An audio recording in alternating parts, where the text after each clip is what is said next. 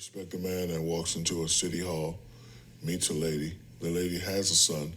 He says, so what? He takes the lady and his son in and brings in his two daughters, and they have a family and they raise a family. I respect the man that says, you know what, I got 3 kids. This army job's not paying enough. Let me go do some side jobs to get some money. I respect the guy that says, you know what, we got to get my family out of Newark. The drugs are bad. Guys are starting to shoot and kill. Let's move to Georgia. Let's get a house. Let's get a land. I respect the guy that says, you know what, let's go to Germany. I respect the guy that says, after Germany, let's go to Texas. And then, I respect the guy that works hard from check to check and will do whatever it takes. I see my father borrow money to get my brothers and sisters Christmas presents.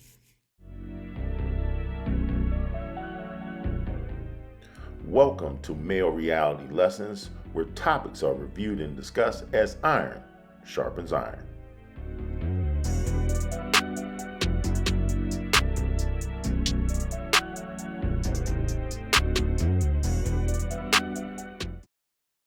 On today's episode, we're going to look at the role of being a stepfather. Whether the role is even considered and given any honor and respect today, or is it just merely in today's culture a person who is there for a mere season, as illustrated in a post by social media influencer Brittany Renner. It's officially stepdaddy season. Yeah, what up? I got the car seat in the back. Let's go to the park. Oh, she belongs to the streets. In all honesty, social media is nothing more than just today's version of modern day entertainment and television. And the closest I was able to see of a blended family and growing up would have been the Brady Bunch.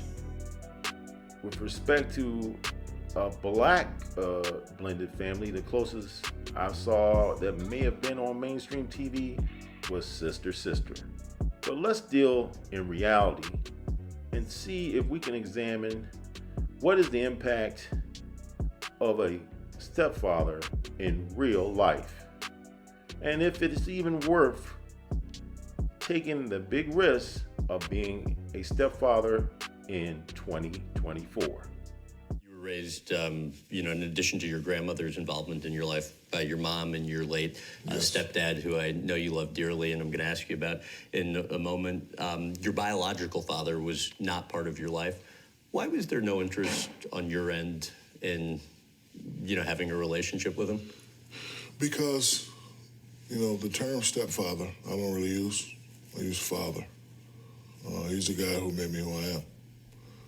I'm in a big old house because of that man. I'm still relevant 5 years after playing because of that man. I'm responsible because of that man. So I thought it would be disrespectful to meet another man, especially then. He passed away a couple years. If the time presents itself, I may say hello and say thank you, but a lot of people think I have hard feelings. I don't. Sometimes I don't even think about it because, the guy that made me who I am today, I owe everything to him and him only. Growing up in a military household, you have to be big on respect, and I respect him. I respect a man that walks into a city hall, meets a lady. The lady has a son. He says, so what? He takes the lady and his son in and brings in his two daughters, and they have a family and they raise a family.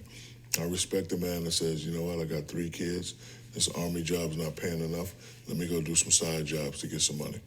I respect the guy that says, you know what, we got to get my family out of Newark. The drugs are bad. Guys are starting to shoot and kill. Let's move to Georgia. Let's get a house. Let's get a land. I respect the guy that says, you know what, let's go to Germany.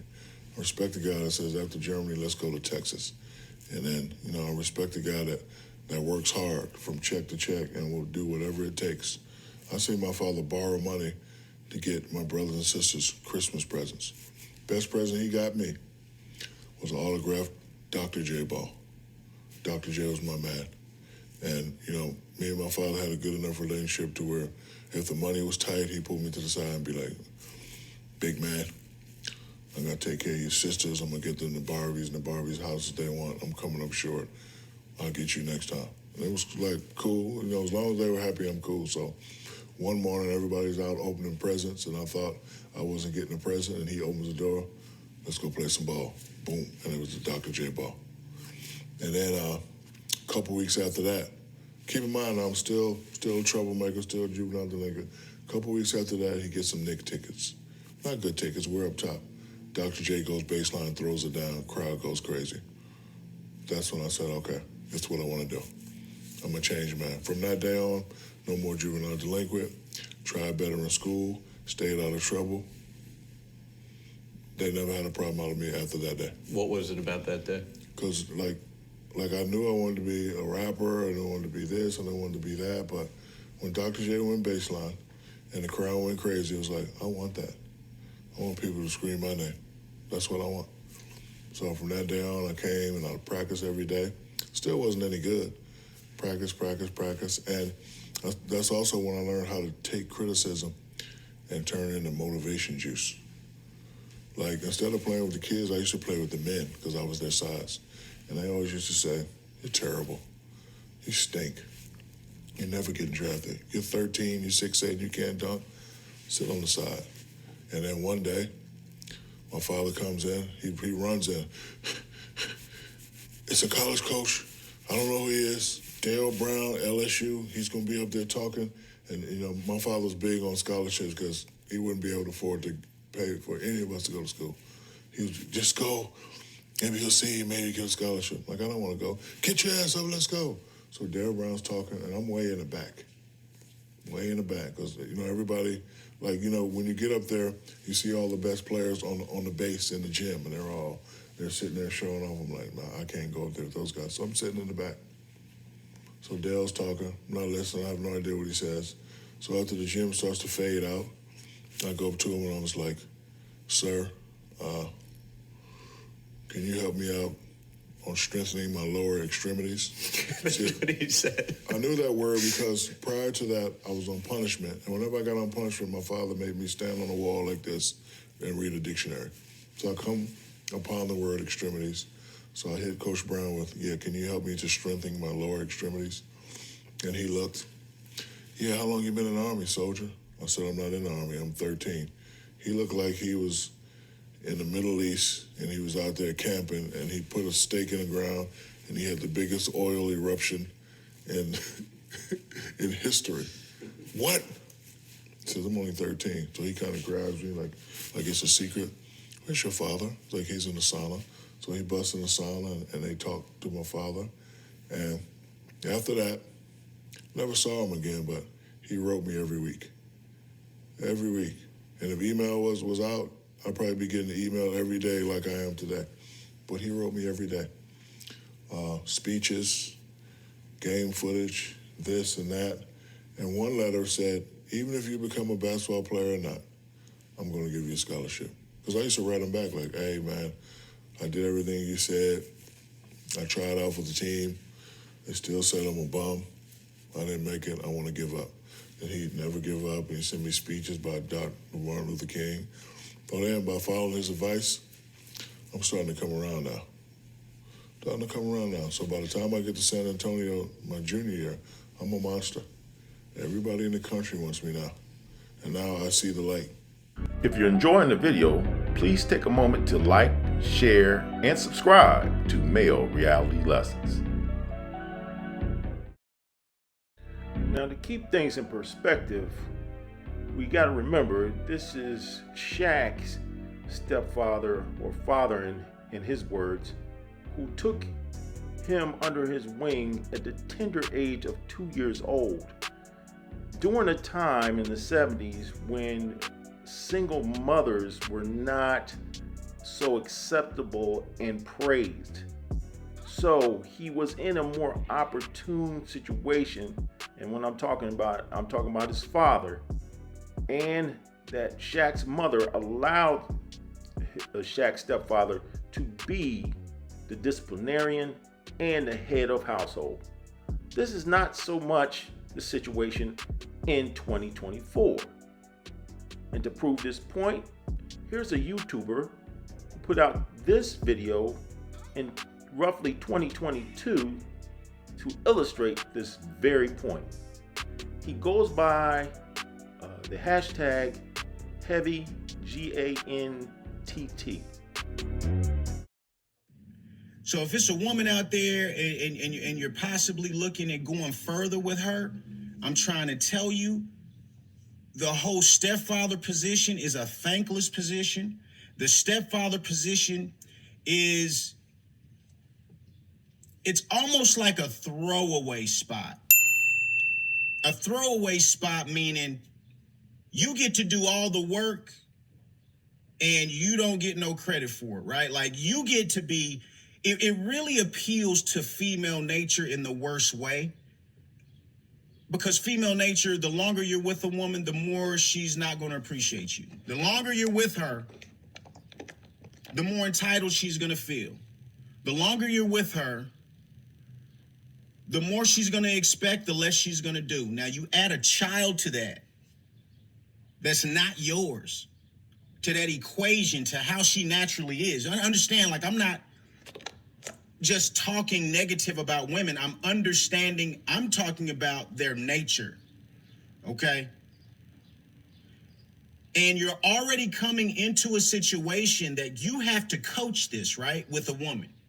Because you have to know that ultimately she's going to be more entitled. She's going to do less. She's going to want more. That's coming regardless.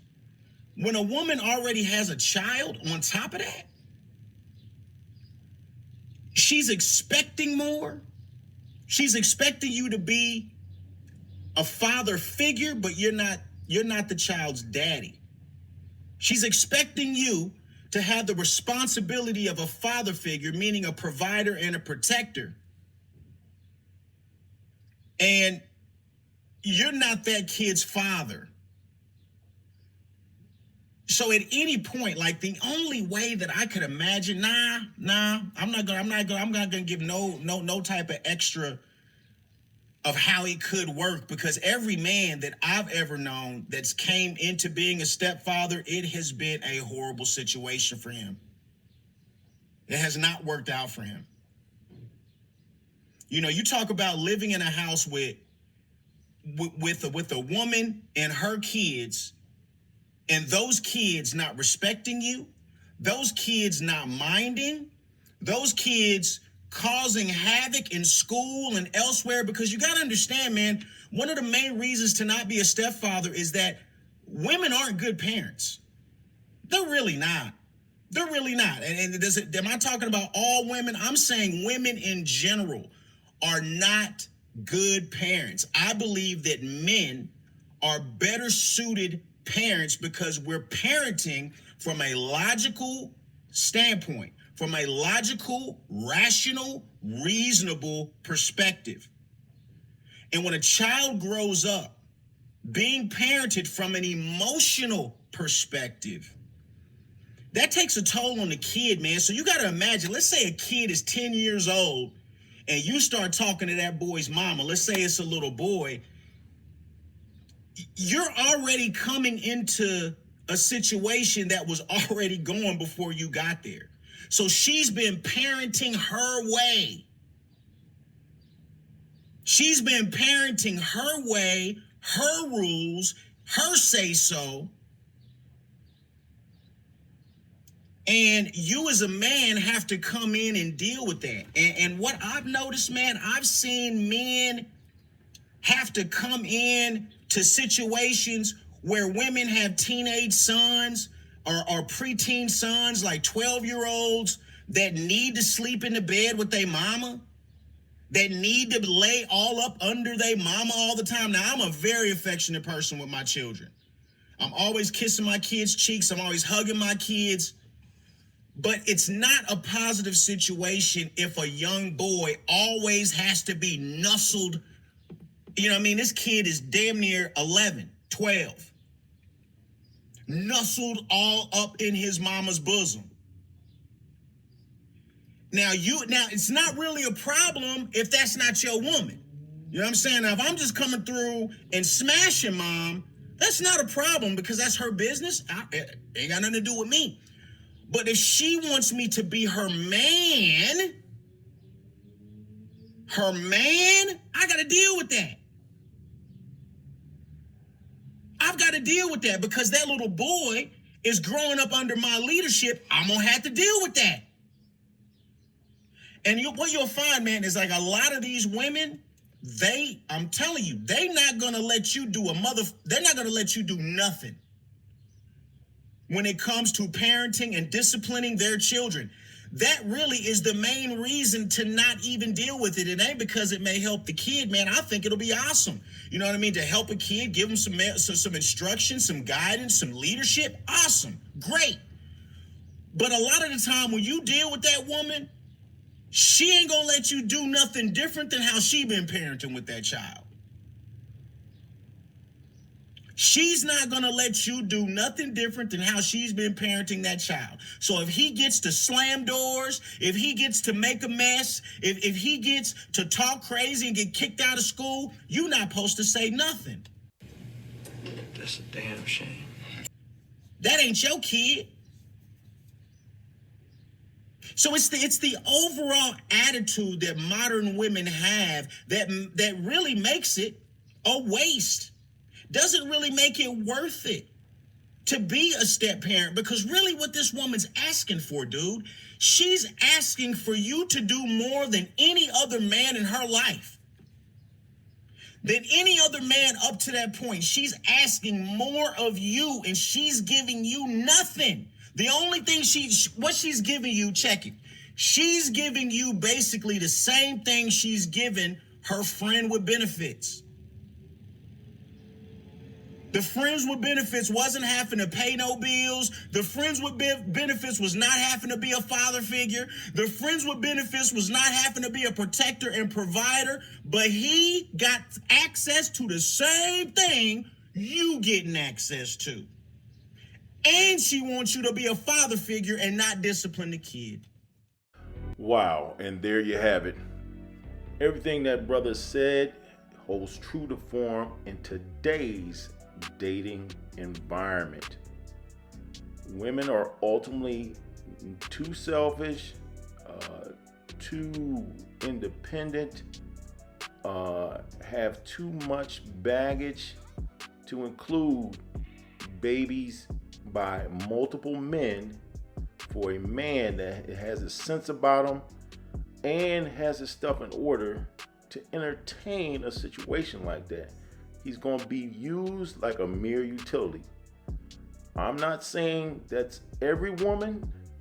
There may be some exceptions with regards to perhaps widows who were in a marriage and just their husband happened to pass away and the child is pretty much self-sufficient, or you're in an opportune situation, regrettably, that the child is young enough for you to step in and mold that child. But other than that, there is no circumstances in today's climate that would be suitable for a man that he won't be discarded like an old used shoe if he steps into that particular circumstance today. Yet, I want to hear from you in the comment section. Tell me how you feel about this circumstance and this situation, as well as how would you conduct yourself if you were single and had the option of dating a single mother. Mind you, this is not the 70s, 80s, or even 90s for that matter. So women do not move and operate the same. And if you can't be head of household, you're head of nothing. Lastly, I want to thank you for watching. Please subscribe to Male Reality Lessons and have a good day.